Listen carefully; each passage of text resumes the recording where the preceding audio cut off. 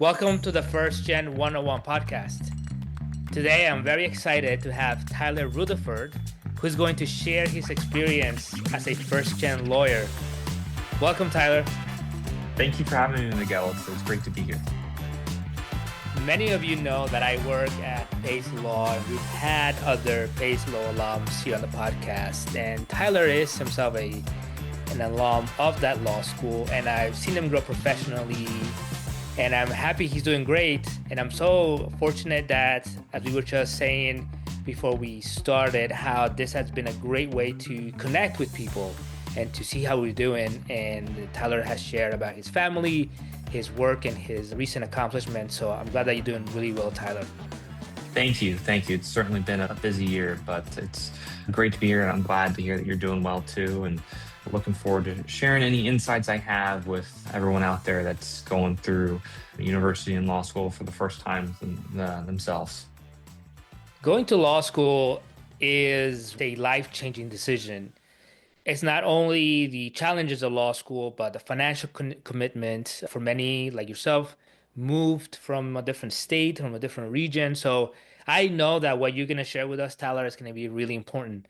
And before we go into the law school experience and now as an attorney, how was your life before you decided to go to law school? I grew up in a small town about 45 minutes outside of Austin, and I was homeschooled most of my younger education years and ended up going to a private school my junior year and senior year of high school. And I was fortunate enough to attend Baylor University for my undergrad, but it was completely different than what my life is now. I grew up with cows and chickens and not able to see any neighbors. It was just trees. And now there's neighbors all around me. I don't see cows unless I drive an hour outside of the city. And so it was completely different than what it is now. And sometimes I look back on it and I miss that Hmm. slower paced life, but then others, I'm just beyond grateful for where I am now and what I've been able to achieve. And for that, I don't think I would change anything that's got me here Where exactly was this? outside of Austin. So it was Marble Falls in the hill country for people that are from Texas or know of it. And it was about 45 minutes back then. Now there's a lot more traffic because New Yorkers and Californians are moving in. And so now I think it probably would take about an hour and 15, but it's about 40 miles outside of Austin. And it's just a small town, about 10,000 people. You're almost guaranteed to run into someone at the grocery store every single time I go back to visit family because my parents still live out there. And so every single time I go back to visit and we go to one of the local coffee shops, don't think there's been a single time that I've gone in there and have not seen someone that I know. And they're immediately like, "Oh, how have you been doing? And how's life? Do you still like New York? Or are you ready to come back south?" And it's just completely different. I'm sure the weather it's warmer here. As of this recording, it's about what 30 degrees, feels like 15, and I'm sure in Texas at least 10 degrees higher. I want to assume. Yes, the weather is completely different. We joke that there's two summers in Texas. So there's not really four seasons. You have two summers, about 3 weeks of fall, 2 weeks of winter, and that's your seasons. So up here, we actually have four seasons. I'm sitting in a conference room right now, and out to my left's the window, and there's snow on the ground. I can count on maybe one hand the amount of times I saw some form of Hmm. snow or winter precipitation growing up in Texas. It rarely happens. And so it took a bit to get used to with the snow up here. I'm still not a fan, but I'm not nearly as traumatized by it when I first moved up here. At what point did you decide you wanted to be a lawyer?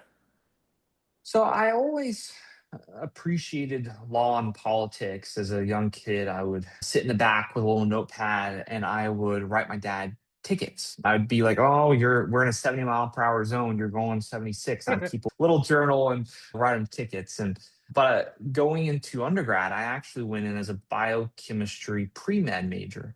I have a lot of eye issues and that impacted me. I wanted to be a retina surgeon. However, The first semester of bio, I realized that was not possible for me due to the fact that I could not make out what was in my eye and what was on the slides in the microscopes because I have floaters in my eyes. Got And it. so that's when I realized, okay, I have to pivot. And I knew I wanted to go to school after I finished undergrad. I wanted that post undergrad education. And I, like I said, always have been fascinated with politics and the law. And I was like, okay, law school then. Like that, it didn't really, there wasn't much of a hesitation there. I took a step back and okay, law school. And I met with my pre-law advisor at Baylor and switched my major to political science. And then off with the races at that point. I jumped into student government. I got plugged in with attorneys in Clinton County, which is where Baylor sits. I got plugged in with attorneys back home in Burnett County, which is where Mar Falls. And I interned every summer I could at my local prosecutor's office. And I attended local bar events because the Highland Lakes Bar Association is a very close knit organization due to the fact that there's just not as many attorneys and judges out in the Highland Lakes as Mm. if Austin or Dallas, where there's tons. And so when you get a younger person, especially in college, interested in the legal field, the attorneys and judges in the area that I grew up in just latch on to you and really want to mentor you because it just doesn't happen too often in that particular area. That's interesting. And I was going to say, actually, my initial question was going to be, at what point did you have interactions with other attorneys? But it also sounds like if you are someone who's a prospective law student, that it works the other way, that attorneys are looking to mentor you. And that's really unique and that's great to hear. Now, there are lots of great law schools in the United States, and Texas has many law schools. How was the process in deciding that Pace in New York, in a different region, was going to be your next step? I wanted to get out of Texas. I had a lot of family experiences that were challenging during my undergrad, like family type emergency with major car accidents and stuff like that. And it was very taxing because I'm the type of person that I'm very close with my family. And so when there's a need, I feel like I have to fill it. I have to be the one that steps in. And so going to law school, I knew that if I was still close by to my family, I it would be very difficult for me to put in that boundary that I knew I was going to need for law school. And plus, I know just from reading and movies, TV shows, that New York is like the place to be for law school, attorney, the legal marketplace. And I wanted that on my resume. I'm sure we'll talk about it later. I originally intended to move back to Texas. And so I thought having that New York law school, that New York internship on my resume would take me places when I returned to Texas. And so that was my thought process. I did apply to law schools in Texas as a backup, but I knew I wanted to leave Texas for law school. Interesting. Now, how was the transition? What was one of the surprising things you encountered? Not from law school, we're going to get into the law school curriculum and etc., but just by being in New York. So I think the first semester, well, there's certainly challenges, even putting the law school curriculum aside. I moved up here originally and stayed with my mom's aunt and uncle, so some distant family. And I wasn't super close with them growing up, but they were very nice and offered for me to stay with them. They lived up in North Salem, which is about 40 minutes from White Plains, and said I wouldn't have to pay for rent or anything like that. And so it was fantastic. You're moving up here, law school. I come from a working class family, so there's no. I'm the one taking out law school loans, and so if there's any way for me to save money on housing, I'm jumping on it. And I won't go into the details, but that didn't quite go as planned. And so within a month, I was moving to White Plains. And my dad flew up on the drop of a dime and helped pack me up and move me to White Plains. And we actually moved in right across the street from Pace. I'm not sure if you're familiar with it. There's the white little house behind the cemetery on North Broadway. There's a church and there's like an old cemetery.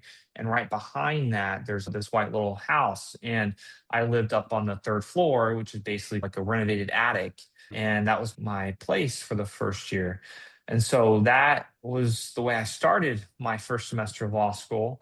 And then going into finals, I remember vividly studying for finals in Aloysia with my friends. And it was the afternoon before my last final, the criminal law final. My dad's calling me, telling me he wasn't sure if my mom was going to make it because a routine surgery went south and she was septic. And so here I am trying to study for my last final and not sure if my mom's going to make it through the night. So my first semester was bookend with personal struggles, and it was quite the transition, but I conquered and persevered and moved into the next semester and did just fine, but it was challenging. Thank you for sharing that. And that's, like you said, you're moving to a new place and family situations arise, and it's very challenging. And one of the things that we generally advise students is make sure that you prioritize your family. And just from what you share, you're very close with your family. So I'm sure that was a very challenging time for you. As you go into the process of law school, and now we can focus on the law school curriculum. One of the things that I see in law students, especially in October or November, you might remember this, and I jokingly say their faces start to turn because now they're starting to get into the curriculum and the challenges of law school, and they realize that I made the right decision because now finals are up ahead. They're catching up on reading. It's more than they anticipated. How was the law school experience for you during your first semester, specifically with the curriculum? It was challenging. I think almost any law student would tell you that. So it's certainly not something that was unique to me, but it was coming from poli sci background and your social sciences. I was used to the heavy reading, and so I was fortunate for that. So that wasn't really a shocker to me, but I think the complexity of the classes and the different teaching method with the Socratic method, and then knowing that this scary ghost of a thing called the curve was lurking out there, and knowing that even if I tried really hard, there might potentially not quite matter as much because of the curve. I know it's not as that simple of a concept, but I was fortunate to get plugged in with a great group of friends, and it was a group that we're still close to this day. But we did study sessions together, and some of us were better in torts, and then others were in crim, and some were in civ pro. And we took turns teaching, being our own little friend group's TA, and that kind of helped also. That was because some of us learned better by teaching and by talking through it, and so it was really, I don't think I probably would have made it through the first semester if I did not have that good friend group and study group to really force me to put in the time I needed, because Yeah. it was a buddy system, an accountability system, where one person would be like, "Oh yeah, I'm going to the library to study for Civ Pro. Are you coming?" And I might have been maybe on the fence. Oh, but there's really a good show, or oh, I really want to do this, but okay, fine, well, I'll go. And then next thing you know, we're all in the study room together in the library and having a fun time, goofing with each other, but still studying and learning all those different concepts and reading about pornography, Neff. It could also be very consuming if you don't have the right community because how do you know how many hours you need to study? And if you're doing this alone, it's going to be very hard to get that feedback loop if you don't have the right group of friends to tell you, okay, focus on this, or now's the time to do this. If you try to do it on your own, which I think happens with many first gen law students, you mentioned this group of friends. And by the way, in my experience at the law school, I've seen that these student groups that starts in 1L year typically tend to remain together even after law school. Maybe it has to do with going to those difficulties that unites everyone. How are you able to find your group of friends? How are you able to find community? It snowballed a little bit. So it started out meeting two friends during orientation, the first little orientation week. And then during the next couple weeks in classes, we've connected with some additional people within my particular group. I think it was, I'm trying to remember, I think it was one, I think mine was 1C, and it's been years now, but within my little group. And then one of my friends that I met during orientation was in a different group. And so he brought in some people from his group and just meshed together that way. And all of our personalities just meshed. We were very academic overachievers and want to spend the time studying and asking the hard questions. And so that's how it morphed together. And to this day, we use the same group me that we did first semester. And I think everyone's still in it except maybe one person. So it was still very close and tight knit. We don't get together nearly as much because our career is just a demanding career and people are spread out among the tri-state area. But there's not a week that goes by that there's not someone posting in the group message. Above all, it's really the relationships that you build that you're gonna take with you, and maybe you don't get to see each other as frequently as you wanted, but you definitely stay in touch.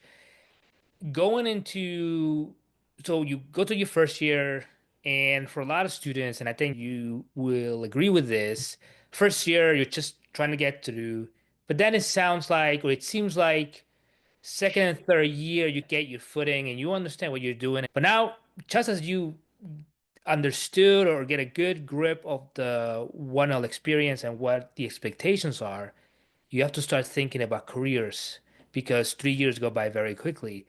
I want to focus on mentors because I think mentors are really key for first gen students. How did you find them in law school?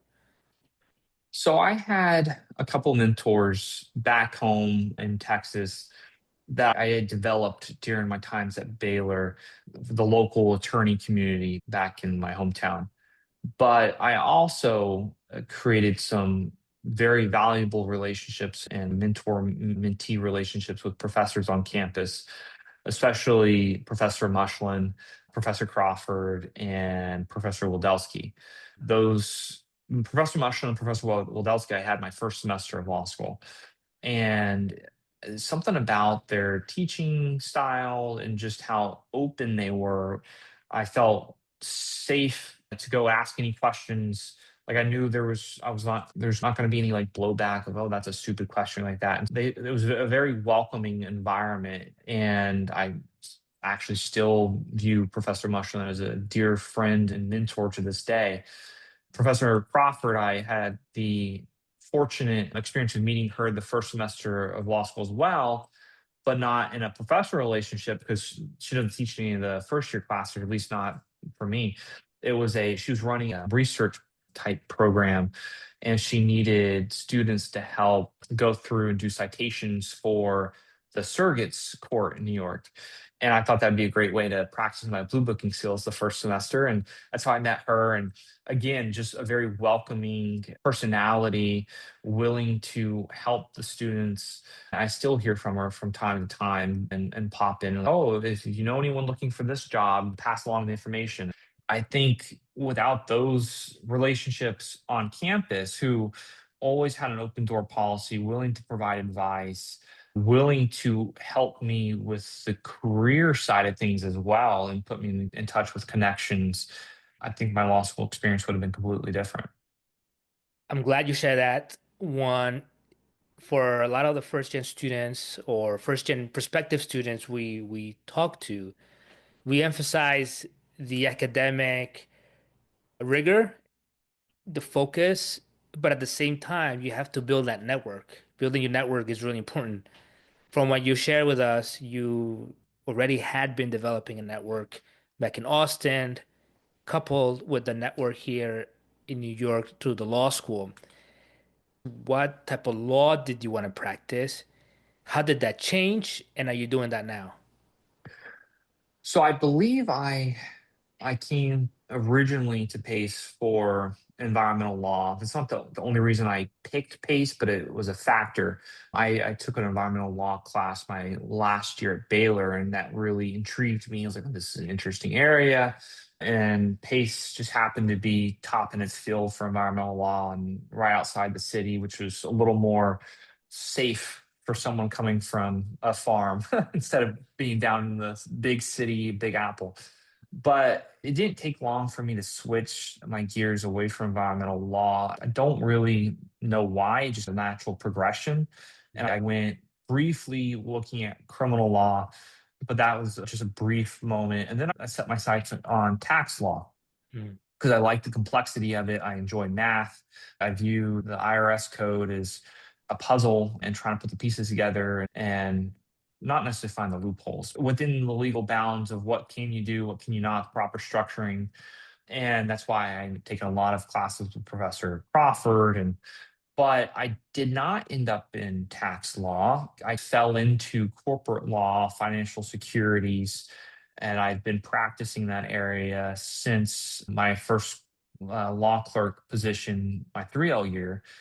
And I am beyond happy with it. I would classify it more, my current practice as a complex commercial litigation is what I would classify the practice because I don't just handle financial securities. I do your partnership disputes, a lot, mostly litigation. There's a little bit of transactional in my practice, but it's very litigation heavy. FINRA arbitrations, AAA arbitrations, litigating in the complex litigation docket in Connecticut, as well as down in the Southern District of New York, but I fell into this by accident. I came back to New York, back to PACE my 3L year after spending my 2L year in Texas remote because of the COVID pandemic. Mm. And with not a lot of tax or corporate law experience on my resume, just because of the way everything worked out personally and with COVID, and it just didn't have it on my resume. But I knew I needed it on my resume because I was going in my 3L year and I did not want to graduate without some sort of corporate or tax on my resume because I knew without that it would be extremely difficult for me to find a position after graduating law school. And so I went on to Pace's Simplicity website and looking for just a clerkship within corporate law and ran across Pastor. At the time, it was Pastor and Daly LLC. I applied and got an interview the next week and met with Joseph Pastor, the name partner of the firm, and he told me that it was actually my research assistant position with Professor Mushkin that got me the interview because he remembered Professor Mushkin from when he was in law school and had very fond memories of him and knew that if Professor Mushkin wanted me as his research assistant, then it was like a stamp of approval for him. And I've actually been with that firm ever since. The connection just clicked. I enjoyed everyone at the firm. They obviously enjoyed me and my work products. And I've grown within the firm, and I'm now a mid-level associate at the firm.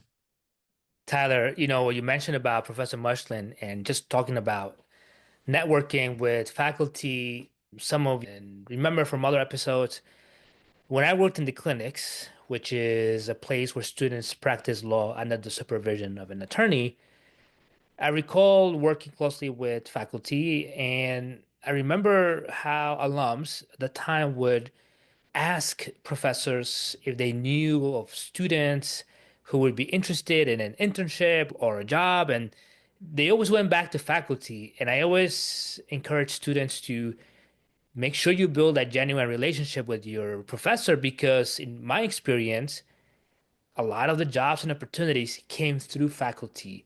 In addition to career services and other places, I hear a lot of students interested in corporate law, and some of them get that interest because they've been working as paralegals or been working in insurance or in a related field. For others, it's more from TV, from thinking that this is where they're going to make the most money, which could be true. But can you explain how do you land a corporate job? Because that seems to be a question that a lot of students ask. How do I set myself? And I know you touched on some already, but how do I really set myself to get a corporate job? Absolutely. And so I actually do quite a bit of the interviewing for our firm. Our representative that goes back to PACE for the on-campus interview. And so what I usually look at on the resumes is one, I look at the GPA because, and it's not always indicative because there can be extenuating circumstances in personal life. And so it's certainly not an end all be all, but it's a good barometer, I think, because it shows, generally speaking, whether or not the person has the ability to put in the long hours needed in corporate law. Because corporate law is certainly a different beast than different areas of law. It is very taxing, very draining, very demanding. And I think it's just because of how demanding the corporate clients can be and the complexity of it. And so I look at the GPA, but then I also ask questions that are not on the resume, like how do you communicate? Or what are your thoughts on sometimes having to work until 9 p.m. on a Friday? I try to gauge their work ethic and how are they with being spontaneous sometimes on obligations, because sometimes a client will pop up and there's someone's infringing on a trademark and we have to move for a TRO, or for financial securities someone's just been defrauded and we have to move, and we start with the thinner arbitration, but then we have to go move for orders in aid of arbitration in state court because we're afraid the defendant's about to move the assets offshore.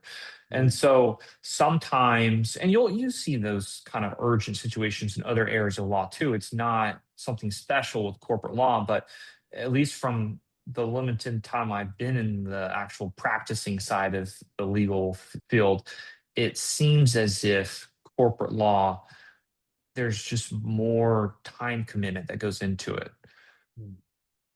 One of the insight that has me thinking is how you view the GPA as not only the indicator, but one of the indicators of a student's, or in this case, an applicant's ability to work long hours. And I wouldn't think of that actually as being one of the reasons why you look at the GPA. I think a lot of people think if they have a high GPA, it means that they're good students and they're intelligent or smart, however you want to label that. But equating that to their ability to work long hours, and as you mentioned, are you going to be okay working 9 p.m. on a Friday night? And for some people, they may not be, and that's totally fine. There are different areas. So thank you for sharing that. As far as where you are now, what are some of the things that you wish you'd done differently? I think, at least through law school, I would have taken a little bit more time to enjoy the community that the law school has. That's one of the things I miss about law school is being so close with my friend group and the community that is fostered by the law school experience, because you really do grow close with everyone in your law school class because of the blood, sweat, and tears that go into law school.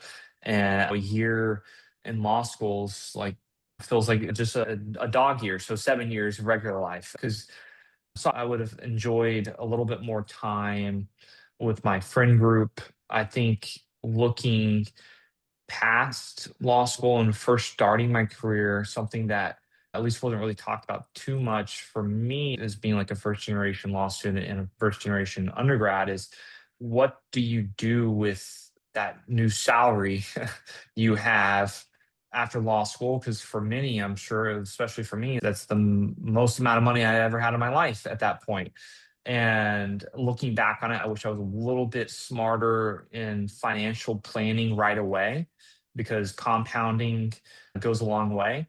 And thankfully, I recognized that sooner rather than later, and I've corrected it. But I think some sort of financial planning thought process should go into before starting your career. Do you think aspiring law students should be thinking about the personal finance more serious before they start law school or after law school or somewhere in between? I think before law school, especially if you're the person that's going to take out student loans, because you go into law school thinking, okay, great, you're going to be making quite a bit of money when you graduate, which can be true depending on the area of law you practice, but it's not a across the board high salary career. And so if you're going to law school, you're taking out student loans, you go into maybe family law and you intend to move back to your small town, you're probably not going to be making right out of the bat six figures. And so now you have to look at your student loans that you're going to have to pay back on top of living expenses, on top of your salary. And so that salary that is a great salary and by any means fantastic salary, but it gets eaten up quick by your mandatory expenses. And so I think that's something I didn't fully appreciate before going to law school and even during law school. And so I think it would be wise for students to think about that before they actually go into law school, just to make sure that you're in a position that you can repay all of the student loans to the extent you take student loans. I know there's people fortunate enough not to, and that's fantastic. And I've already opened a 529 account for my daughter. But it's because I think if you don't think about it at least during law school, preferably before, but if you don't think about it at least during, you're setting yourself up potentially for a headache because maybe you're in a financial situation with your student loans that you wanted to do criminal law, but you just can't right away because you're not going to be able to make the salary you need to actually live a comfortable life and repay the student loan. So for a brief period, maybe you need to dip your toe into corporate law to quickly bank the money, pay off the loans, at least get into a more financially stable position, and then you can pivot into the area you want to go into where you won't be making as much money. But I'm certainly not a financial advisor, but that's just my 2 cents and living through it. No, and that's why we do this, and that's why we have these episodes with people like you because we want to share, like you said, we're not giving financial advice, but we are giving a general understanding of what are some of the questions you should be asking yourself. And if you don't have the answers to those questions, you should reach out to people who might have the answers. And that can include alums of the law school, maybe people at your undergrad, if you're still in undergrad. If you're a paralegal, I know we have many paralegals who listen to this podcast to get their insights of law school. Speak to your boss or someone else in the firm who's had that experience, not just on the curriculum, but also on to the extent that you feel comfortable, the personal finance. To end, Tyler, is there anything else you'd like to share? Is there anything that you feel prospective first generation students should know? Build a strong network. You're going to have to lean on people in your law school class and people at the school more than people that have attorneys in the family or stuff like that. But that's okay. But those are essential relationships to form. I think that you cannot go through law school without a support system. And I strongly encourage building one and don't discount the support that your parents and your family can provide you, even though they may not be going through the experience of law school, because no matter what, they're always going to be your biggest cheerleaders and they're going to help you. They may not completely understand everything you're going through, but they will do their absolute best. So don't discount the support that they can offer. Tyler, thank you very much. Wish you the best of luck, and we'll be in touch soon. Thank you, Miguel.